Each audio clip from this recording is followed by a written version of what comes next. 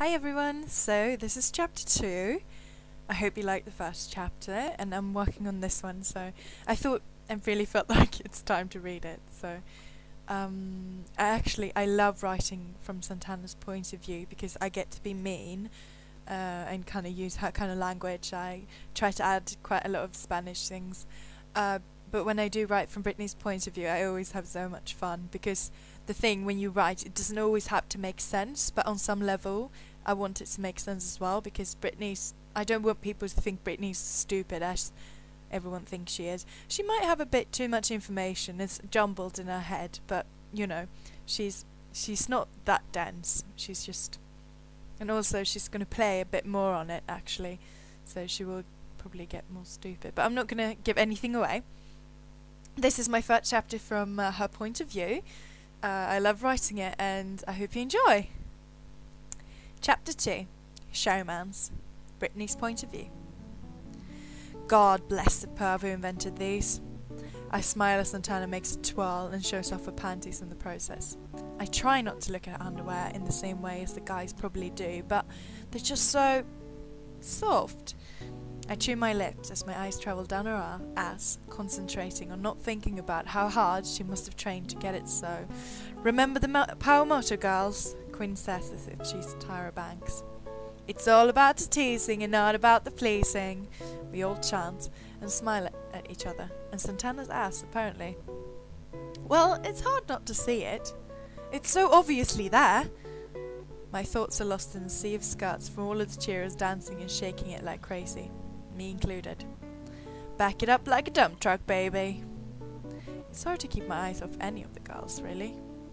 All of the cheerios, as we call ourselves, work out 6 days a week. That means their behinds and legs and chests look really good, which means it's really, really hard not to stare if you think they look good. I do it shamelessly in the locker room, but I feel it's a bit inappropriate during something called Celibacy Club. I'm not sure why it's named after a vegetable, but it's mainly about not looking at each other's asses, because apparently God says so. My grandma used to read the Bible to me every night when she lived with us a few years back, so that I would fall asleep quicker, but I still can't recall it ever saying something like that. I lean on one of the desks as the boys walk in, Finn leading the group with Puckerman right behind him. Sometimes I wonder what they talk about in the locker rooms, because if it's just like us girls, asking opinions on bras, boobs, and helps with stretching, then I would really like to be a guy. Besides, being best friends with Finn wouldn't be that bad. He's so nice to all the Cheerios. I grin when Miles from Spanish asks me to be his partner. I agree, and jump up to join him on the floor, giggling at the balloon in his hands. Okay everyone, Quinn says and makes me snap back to focus on her filling up the balloon. Let's pair up for the immaculate effecting. I choke back a giggle. That is immediately killed by Quinn's evil eye. If you break the balloon, the sound make the angels cry. I swallow hard, worried about a sound that scary. I really like yellow, I tell Miles, batting my eyelashes for full effect like Santana told the Cheerios to do yesterday. It works. His smile grows 10 times. Me too. Stop it! My head turns to angry bark of Santana. Puck is humping their balloon like crazy, and she looks angry, trying to back away from him, but he holds her in a firm grip by the shoulders. Take it! He grins. I drop my hand from Miles' shoulder, wondering if I should do something, when Finn's balloon pops and everyone's attention is directed towards the it couple instead. I see Santana smack away the balloon, and Puck being mesmerised by the fact that Quinn is yelling at her boyfriend. Santana catches my eye, roll hers, and do a quick up and down glance at Miles. Then she raises an eyebrow and smiles encouragingly.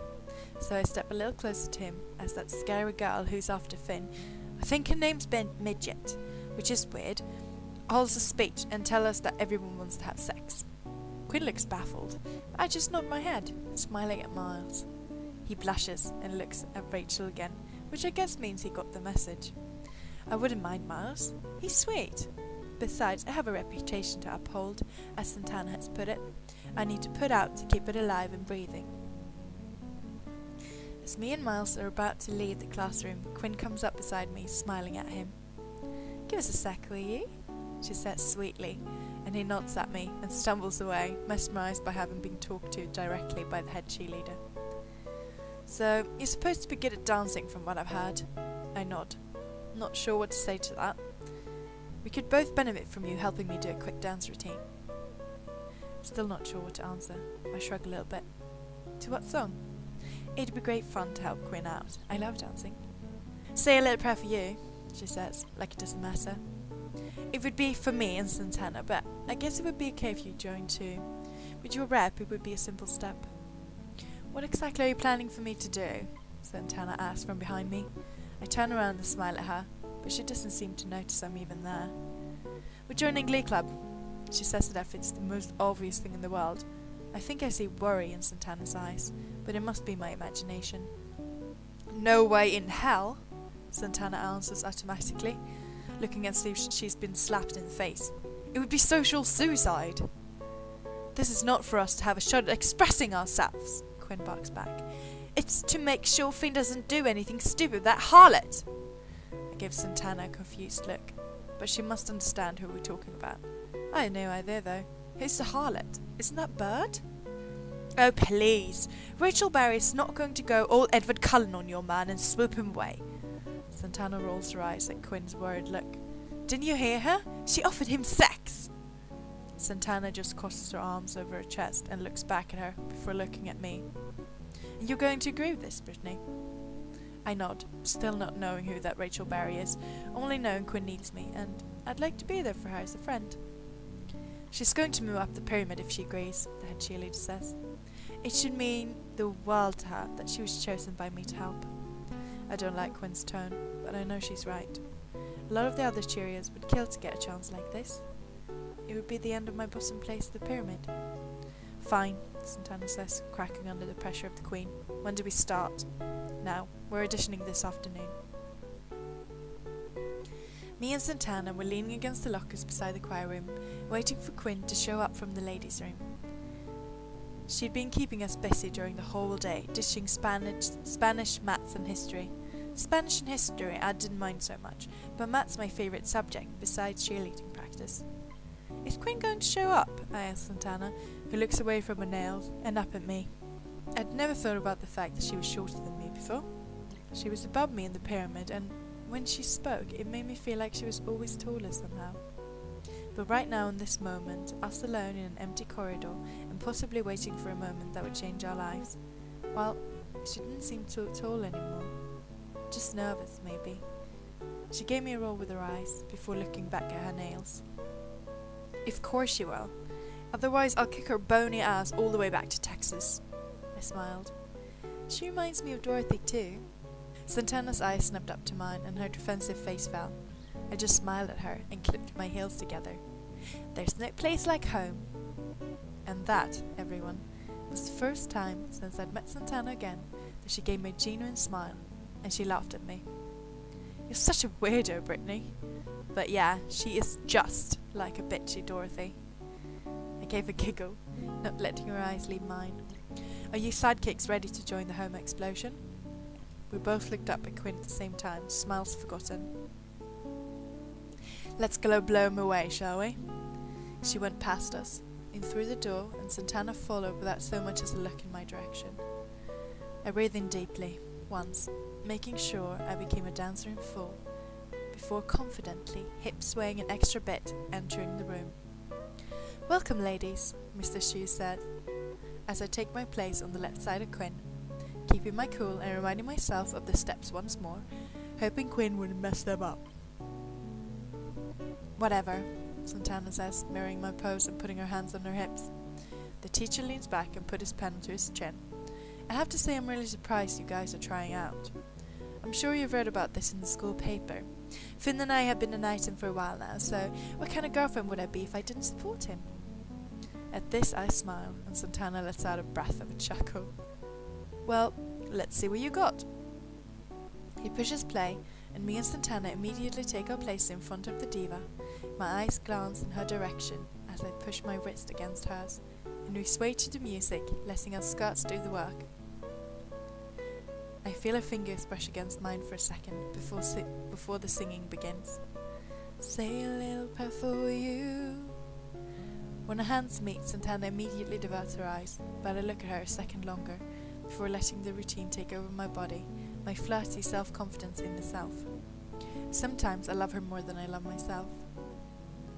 Halfway through the song, I feel as if I'm having an out-of-body moment, letting my skirt and hands and eyes and voice do the talking. We got him right where we want him. Together, together, that's how it must be to live without you. Would only mean heartbreak for me. As we sing the last words, Santana's eyes are back on mine. We look away at the same time, and as my hands fall on Quinn's shoulder, I let my eyes travel to the floor, losing myself in a replay of the fire in Santana's eyes moments before. Then I look up, bite my lip, and meet the applause of laughing Glee choir leader. That was amazing, guys! Quinn, that is some voice you got there. Thank you, Mr. Shu, she answers self-confidently with a small smile of victory.